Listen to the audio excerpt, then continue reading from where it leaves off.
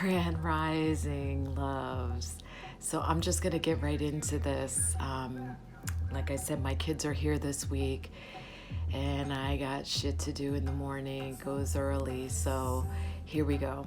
This is the spread for today. It's crazy because the first line of this song, I'm going to start it again. um, this was the first thing I said when I pulled these cards, because I pull my own cards, I put it back in the deck, I shuffle, and Buenos dias, Miguel. And then I pull for the collective, right? And so that first line of the song,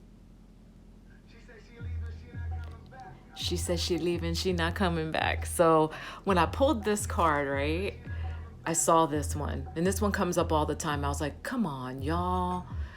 I'm taking this card out of the deck right now. I'm gonna shuffle again.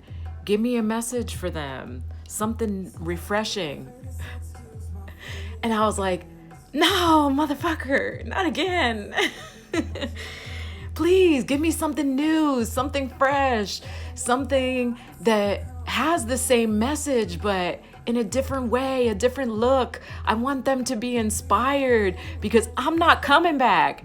And if the collective is really still at the basics, oh man. So then I got this, okay? So it's funny that this song came up like literally right after I said that. So I was like, all right, I'm choosing this song for my spread today. So, you know, synchronicity is a beautiful fucking thing. This is Adrian Marcel, Waiting, if you're interested in the music in the background, because I've been told I got good taste in music, you know. But anyhow, so the sacred geometry that showed up for today is love and power. And it showed up in the upright. And this is amazing. So love and power is the ultimate culmination of the human experience, right? Where we really embody love to the point that we understand its power, because it is the most powerful force that exists. There is no more powerful energy than love. Love. Just close your eyes and let me say it again. Love. This is a love that transcends emotion. This is a love that you feel in the deepest parts of yourself and every cell of your existence, because it is who you are in your truest form. Pure vibrational love. This is a love that allows you to see every motherfucking person as if they are you.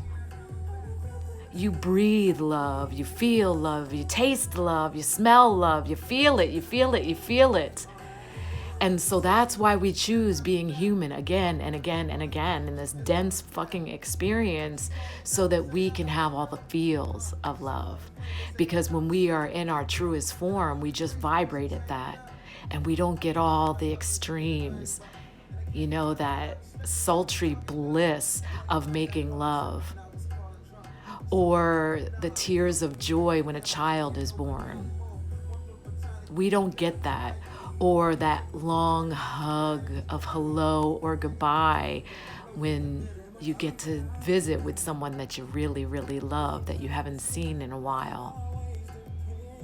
So love and power shows up to remind you not to abuse that energy, not to abuse it.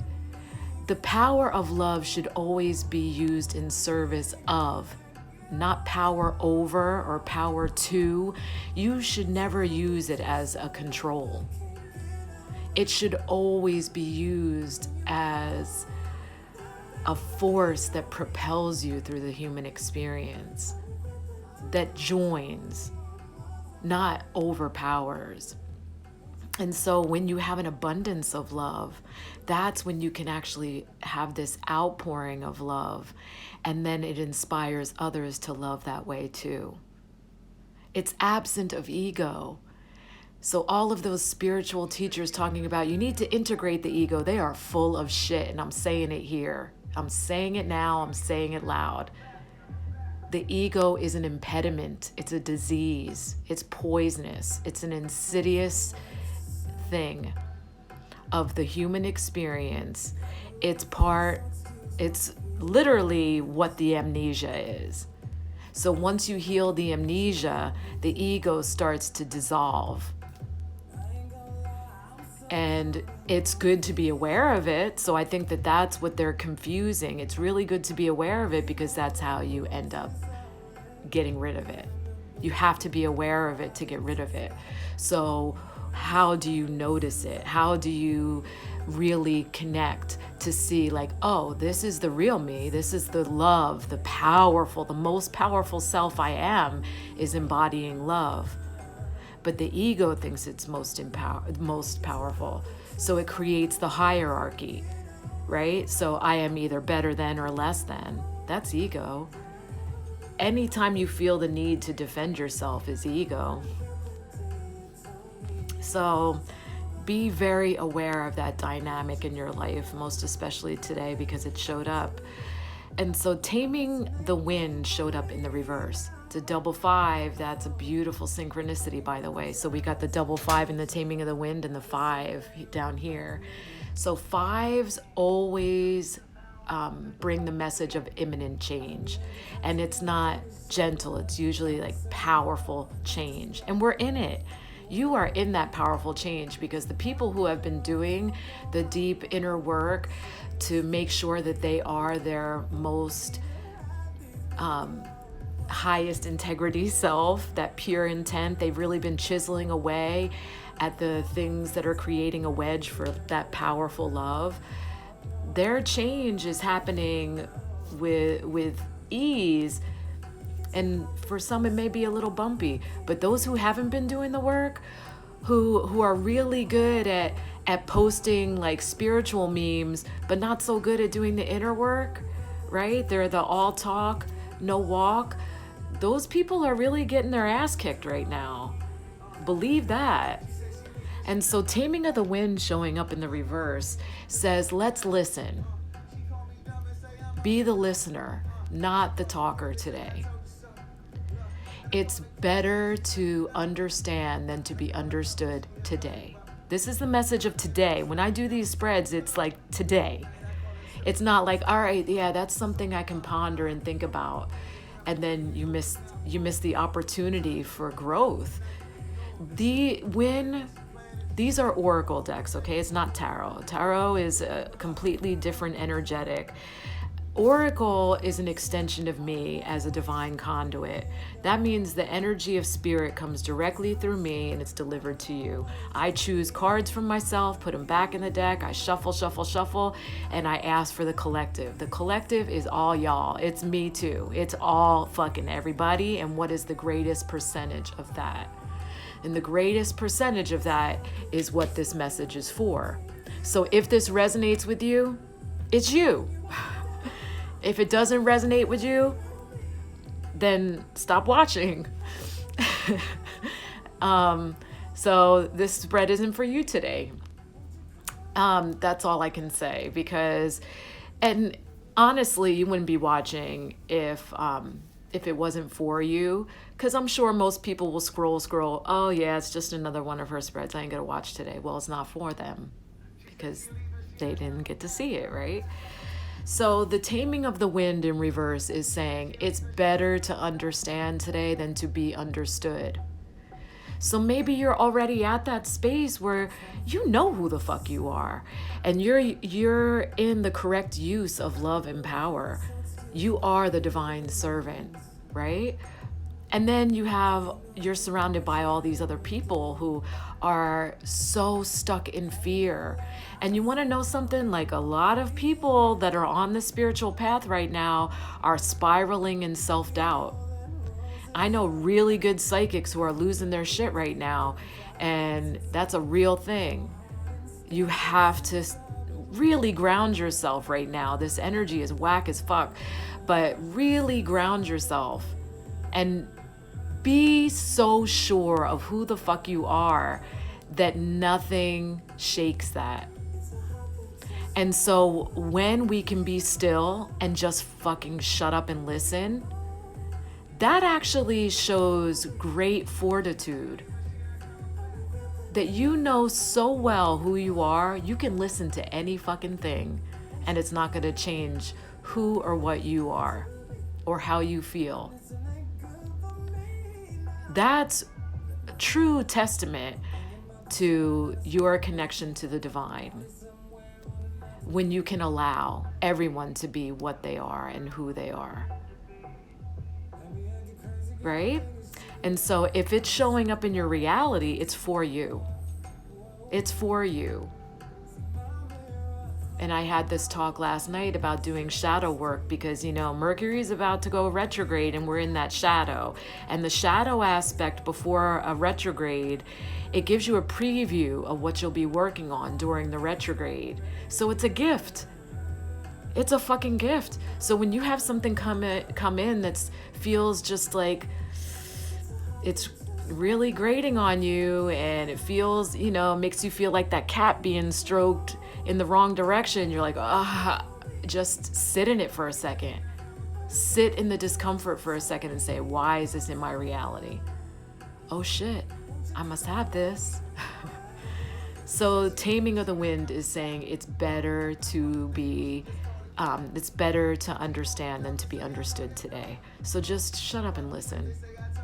And maybe you'll learn something about yourself in that too. And so, like I said, with this one, I pulled this card and we've been seeing this a lot. So I was like, oh, no, come on. Took it out of the deck, which is like really a no-no. But I was like, look, you and I both know that there's other stones that can give this same message. I want something fresh. And then I got this one. And that was like, look, bitch, this was spirit fucking with me. Okay. So I was like, come on now. So it's me having a conversation with the divine. Like, now you ain't right. Right. This is me getting ghetto on spirit saying, I'm going to take this motherfucker out of the deck too. And we're going to draw again because you need to act right. So give me a stone that is fresh, that is new, so that these people are inspired today. Now, I'm drawing. I shuffled and then drew. And then I got this, Aquamarine. Yes, release, bitch. So,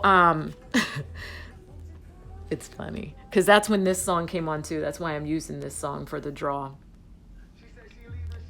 She says she leaving, she not coming back. That's damn right. That's why I am trying to be the best of service that I can. Oh my goodness. So this is Aquamarine. This was actually a gift. And this is a happy Buddha. Isn't he cute? But this is an Aquamarine. Be the happy Buddha today. Okay, so release talks about releasing anything that is not serving your highest good. Okay? And so what this talks about is attachment. And I like this conversation because attachment is always based in ego. What is your attachment? Maybe to things, to people, to places. And you're like, oh, but it has sentimental value. This person has sentimental value. Bullshit. You're seeking validation in that person and you're saying that person makes you happy or whatever the fuck, right? No one can make you feel any kind of way. I mean, they can feel good physically. I ain't gonna lie about that. But you can't have attachment to that either. Thank you for this experience. That was fucking phenomenal. And may we do this again, again, and again. Oh, of course Adrian has Aquamarine. He is such a beautiful, beautiful angel. And I haven't even been seeing all these comments, but yours came up clear. See? Glam rocks. See? That's awesome. I love synchronicity, so thank you for popping on and thank you for that validation. But the whole attachment issue is deep in the human experience, but it's been planted long before you met that guy that you think you need. It's old shit. And attachments are going to keep on repeating. And guess what? Anytime you create an attachment to something, the universe will design a way to take that shit away from you. because you're not supposed to have an attachment to anything. And so to learn non-attachment. And I was very lucky to come into this life not having that issue. And it's crazy how other humans behave to me not having attachments, that it comes off really cold. And I'm not cold. It's just that I allow you to be free. People are not, they don't know how to behave when they feel free. Like, you love me, but I'm allowed to be myself? Wait a second, there's something wrong there. No, it's the way it's supposed to fucking be. Love is supposed to feel free. That's the correct use of love and power. That's the correct fucking use of love and power. That you're not using power over or power to, you are using power for. Love is the ultimate power. And when you really, really embody love, you have attachments to nothing because everything is allowed to be. Now, don't get this twisted. It doesn't mean you can do whatever the fuck you want, because then you're not being in your highest integrity. Get that shit straight, because I've been seeing a lot of memes like that too. Rule number 1, don't give a fuck what other people think. Yeah, that is rule number 1. If you're in your highest integrity, your heart centered and your intent is pure, let's get that shit straight. There are fucking stipulations to that rule number 1. Do you have the base requirements for rule number 1 first? Show up correct. And then you can actually adhere to rule number 1. Don't give a fuck what other people think. Because if you're in your purest intent and highest integrity and you are heart-centered, you embody love, it should not matter what the fuck anybody thinks. Because guess what? You are the embodiment of Source walking around in an earth suit. Done. That's it. So really release anything that creates a wedge to that.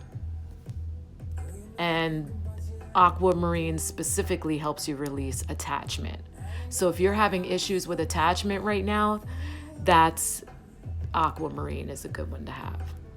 And this could be attachments to anything, even routine. Change up your routine today and see how you feel. I need to feel comfortable. So attachments to being in control. Routine is about being in control. If I know what's next, I feel safe. I'm in control. But really, we need to embrace the unknown. It teaches us to trust again. So Circle Cross of Tenon showed up again. It showed up yesterday, so I won't talk a lot on it. It's the rare intersection of heaven and earth. So this is a golden opportunity. There is a lifting of the veil that joins heaven and earth together so that you can step into your higher self. This is a gift. And so be the listener today. Be the listener today and step into your highest self. Embody love. And let go of anything that makes you want to do the talking. Today, oh, happy birthday. Oh, happy birthday. Yes, Hercules, Hercules. I am so glad that this resonated with you. And may your day be filled with a succession of beautiful miracles so that you can witness the divinity of you outside of your body. Oh, happy solar return, goddess. So that's the spread for today. Thank you. I love you. Mwah. And I am sorry for any discord that I myself have created. Please forgive me. Thank you for the opportunity to clean on that. I love you. I love you.